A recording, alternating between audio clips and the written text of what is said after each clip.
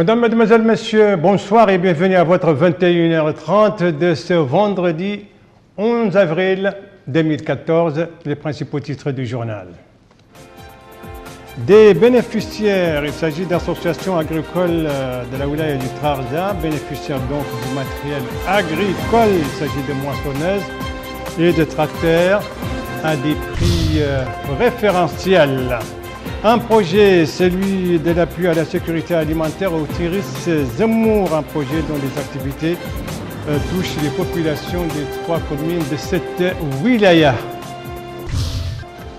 Et puis bien sûr un match, la Mauritanie et l'île Maurice sera demain ici au stade olympique de Nouakchott, match dans le cadre des phases allées, des phases éliminatoires allées donc pour la CAN 2015 au Maroc.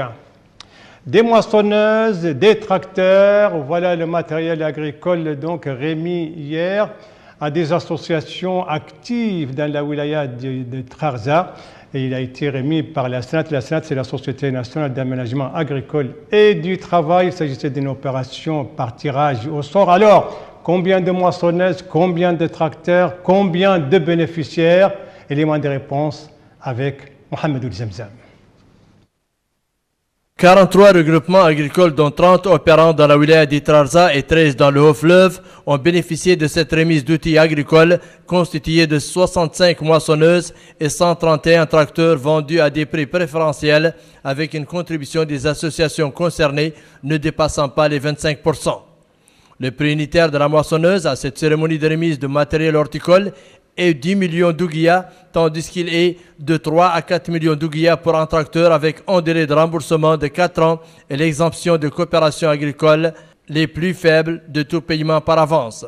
La secrétaire générale du ministère des Finances, Mme Maïzizem Tkourbali, a indiqué à cette occasion que le gouvernement a consenti d'énormes efforts pour faciliter l'accès à ces outils afin d'améliorer les services agricoles à travers la création de la Société nationale d'aménagement et des travaux SNAT, précisant que l'action de cette société dans ce domaine est importante. La secrétaire générale du ministère des Finances a souhaité que cette nouvelle proximité contribue au règlement des difficultés de la récolte et renforce la confiance entre les agriculteurs et l'État.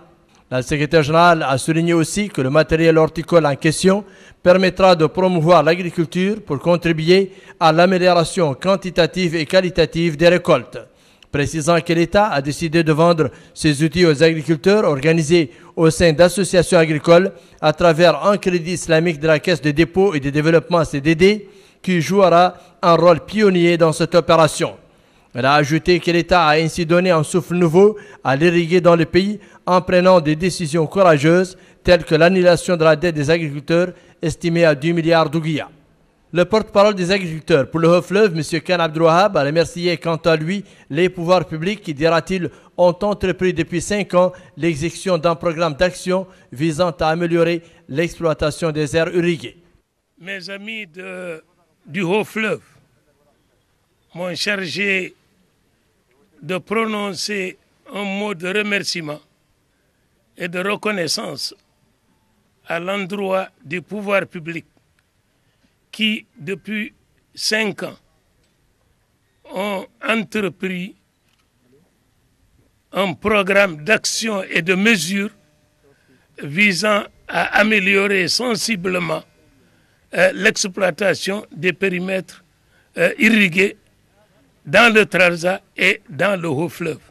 Quant aux représentants des agriculteurs au Trarza, M. Babo Lumbark, il a appelé à la poursuite de cette expérience pour aboutir à tous les résultats escomptés, invitant les agriculteurs indépendants à tirer profit de ces facilités créées par le gouvernement dans ce domaine, en particulier l'exonération des tarifications douanières sur le matériel horticole importé.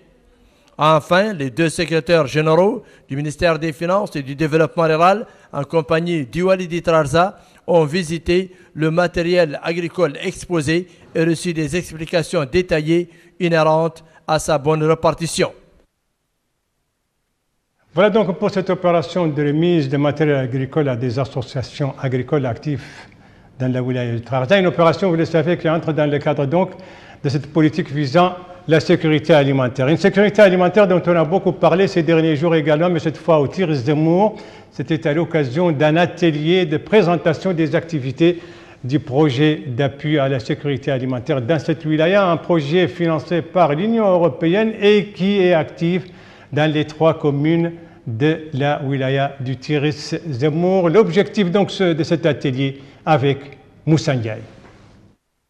Cet atelier vise d'une part à renforcer les capacités du ministère du Développement rural, de l'assainissement et de l'hydraulique et d'autre part ouvre une opportunité d'investissement face à la société civile.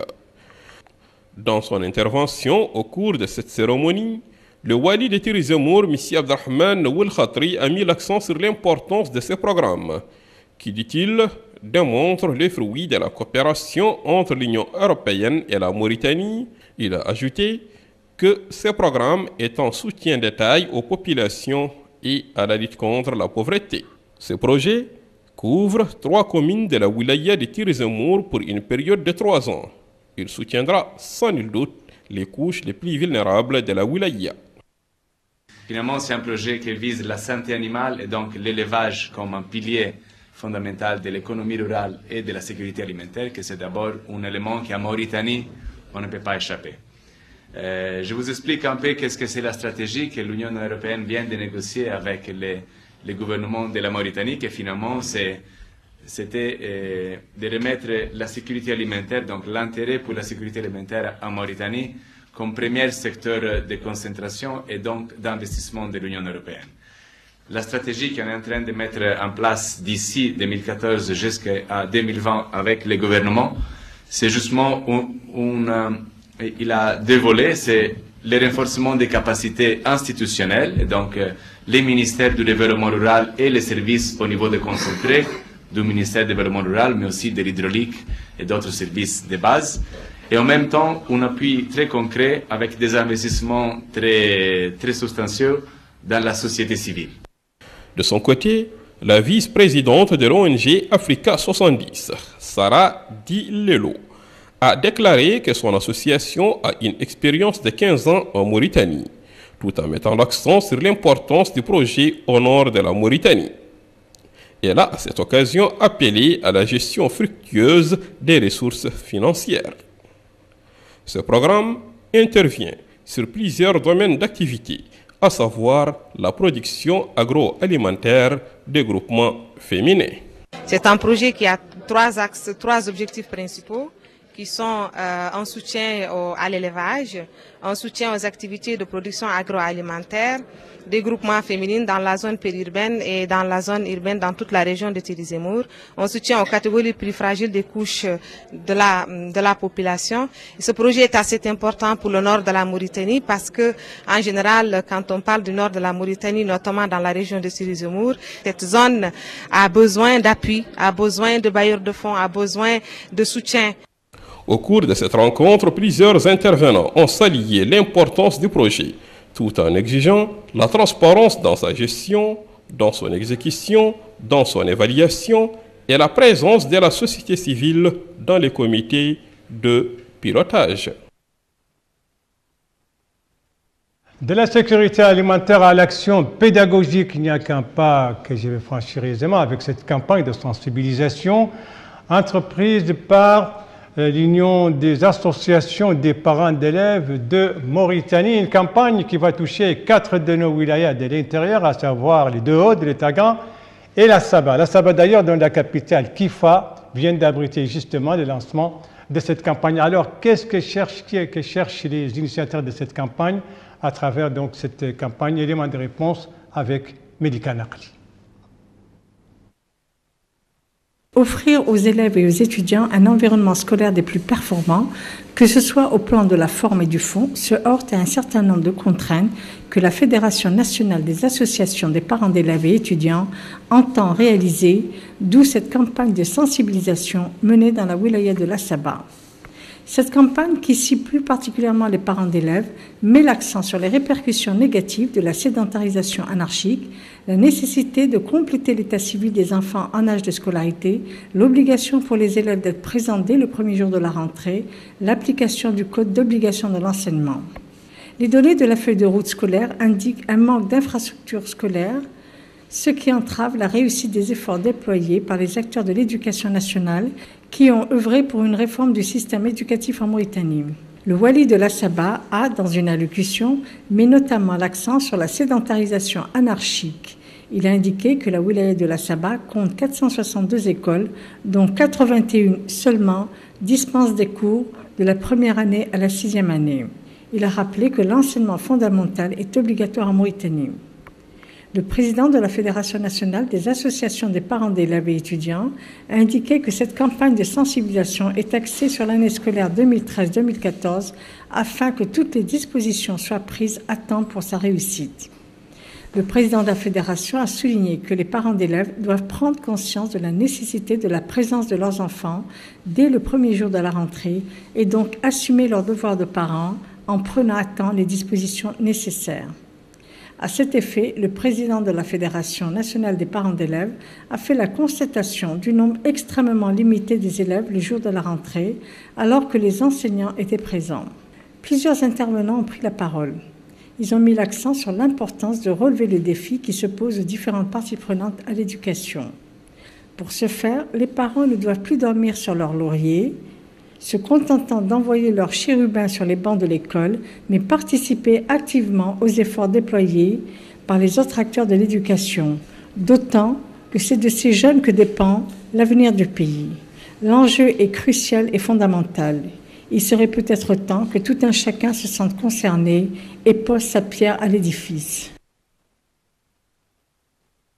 Tout à fait autre chose dans ce journal avec les billets de banque abîmés ou hors d'usage. Ces billets, donc, que faut-il en faire? Il ne faut pas les jeter. Tout c'est simple, il faut les changer. Ah oui, on peut les changer. Alors, on peut les changer où? Bien sûr, les lieux d'échange ne manquent pas, surtout en Nouakchott et même à l'intérieur du pays. Il suffit tout simplement de faire un tour du côté des principaux marchés de Nouakchott, donc la capitale, comme l'a fait Abdelrahman Hamadan, qui a été attiré par un haut-parleur. Pour les habitués des marchés de la capitale, le message diffusé par cet haut-parleur leur est devenu familier. L'auteur de ces messages fait la propagande des billets de banque hors usage qu'il achète en contrepartie des billets valables. Ce commerçant d'un petit particulier n'est pas le seul à s'adonner à cette activité devenue assez lucrative. En effet, nombre de personnes comme lui pratiquent ces métiers. On les retrouve surtout devant les bâtiments de la Banque centrale de Mauritanie, habilités à échanger les billets hors usage contre d'autres valables sur le marché. La question, c'est maintenant de savoir comment s'effectue cet échange. Selon ce marchand, il s'agit d'un échange gagnant-gagnant. Autrement dit, le détenteur d'un billet hors usage reçoit en contrepartie des billets incomplets une somme moindre que sa valeur réelle. Il affirme que sa marge bénéficiaire de cette opération, il la tire après le versement à la BCM. Tout compte fait, ce type de commerce a l'avantage d'occuper un certain nombre de personnes confrontées au chômage et à d'autres de pouvoir récupérer une partie de leur argent abîmé. Abdelrahman Hamadan ne nous a pas dit combien a-t-il changé des billets abîmés. Voilà, alors vous changez vos billets et puis vous avez donc des billets réels, valables, et dans ce cas, vous pouvez aller au stade olympique de Nouakchott et payer les billets justement pour participer au match Île Maurice, Mauritanie, billets qui vont entre de 500 ouguiyas à 10 000 ouguiyas. Alors ce match est prévu pour demain entre donc les Mourabitoun et l'équipe nationale de l'île Maurice. Dans quel cadre entre ce match? Élément de réponse avec Bokar Baïlaba. Jour J-1 pour le match Mauritanie-Île Maurice, une rencontre qui s'inscrit dans le cadre du premier tour préliminaire des éliminatoires de la CAN 2015 au Maroc. Les Mourabitoun ont effectué leur deuxième séance d'entraînement. Le sélectionneur national Patrice Neveu a ainsi souhaité permettre à ses joueurs de se régénérer. Sous le regard du coach, ils se sont entraînés avec une série de courses, de passes courtes et d'étirements. L'essentiel du travail a porté sur les automatismes. Adamaba et ses coéquipiers respirent la grande forme, la tendance et à la confiance et à la sérénité au sein du groupe. La bande Abessam n'envisage pas de se faire raconter le banquet du football continental l'année prochaine au Maroc. Ce sont des Mourabitounes très disciplinés et concentrés qui se présenteront demain à 17h au stade olympique de Nouakchott. Il faut dire qu'en cas de bons résultats lors de la double confrontation avec l'île Maurice, la Mauritanie pourrait connaître une avancée significative au classement des sélections nationales. Rendez-vous donc demain pour cette rencontre Mourabitoun île Maurice dans le cadre des phases éliminatoires préliminaires pour la CAN 2015 prévue au Maroc. Et c'est un match aller. Voilà, merci de suivre la télévision de Mauritanie. La suite du journal avec cette nouvelle victoire diplomatique pour les Palestiniens, car la Palestine vient d'adhérer à 4 conventions internationales et un protocole de Genève. C'était aujourd'hui. Le président Abbas a parlé d'une journée historique pour les Palestiniens, lui qui avait demandé donc l'adhésion de la Palestine à 13 conventions et traités internationaux. Il l'a fait le 2 avril dernier, justement, pour protester contre le blocage du processus de paix israélo-palestinien, étant donné que les Israéliens n'ont pas tenu leur engagement, à savoir libérer, entre autres, bien sûr, libérer les derniers contingents des prisonniers palestiniens. Ils sont au nombre de 26. Ils devaient libérer, ils ont déjà libéré 3 autres groupes. Donc, victoire diplomatique pour les Palestiniens, bien entendu, point besoin de dire qu'Israël est irrité par cette entrée diplomatique de la Palestine sur la scène internationale. La crise ukrainienne à présent, avec ses derniers développements, la guerre du gaz, alors que sur place se poursuit le face-à-face entre les loyalistes et les séparatistes pro-russes, les Russes qui menacent de fermer le robinet du gaz pour les Européens, mais le président Poutine est revenu sur ses déclarations et a dit que son pays va respecter ses engagements. Alors que sur le plan diplomatique, on attend une rencontre à 4, ce sera la semaine prochaine à Genève, une rencontre qui va regrouper Américains, Russes, Européens et Ukrainiens, toujours pour justement trouver une issue à cette crise ukrainienne qui dure depuis bien des semaines. Une crise qui préoccupe la communauté internationale autant que la crise centrafricaine, puisque le Conseil de sécurité des Nations Unies, vous le savez, vient d'adopter, c'était hier soir, à l'unanimité, une résolution sur le déploiement de 12 000 casques bleus.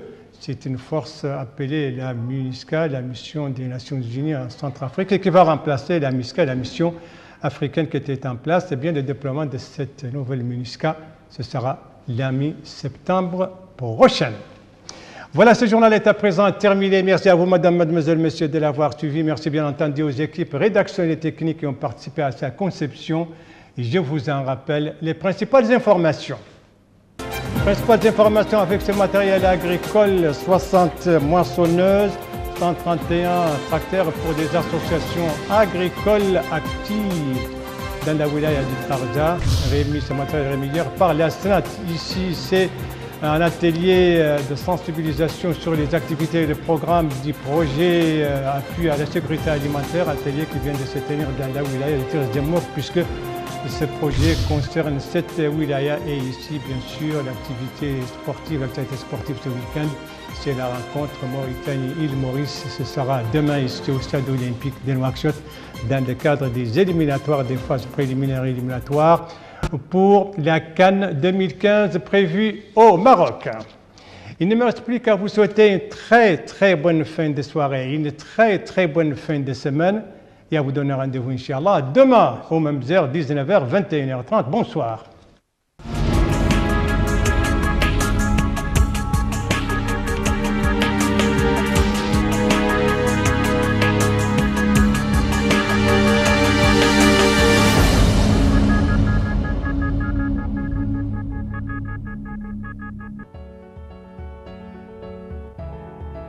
Chers citoyens, soyez vigilants en cette période en suivant les comportements ci-après. Se laver les mains à l'eau et au savon. En veillant sur votre hygiène corporelle, évitez des contacts aux objets souillés. En cas de fièvre, vomissement, diarrhée ou saignement, chez l'un des membres de la famille ou voisins venant de l'étranger, contactez le 101.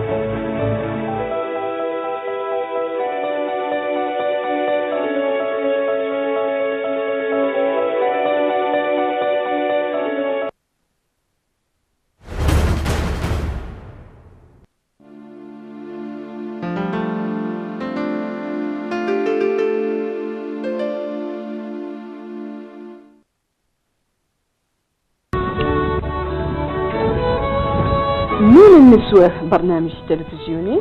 نون النسوة برنامج أسبوعي يهتم بقضايا المرأة في شتى المجالات، اقتصادية واجتماعية، ثقافية وصحية. نون النسوة بيت لكل موريتانية. نون النسوة يأتيكم في الأوقات التالية: مساء الثلاثاء عند الساعة 11 ليلا، ويعاد صباح الأحد عند الساعة 10 صباحا على الموريتانية.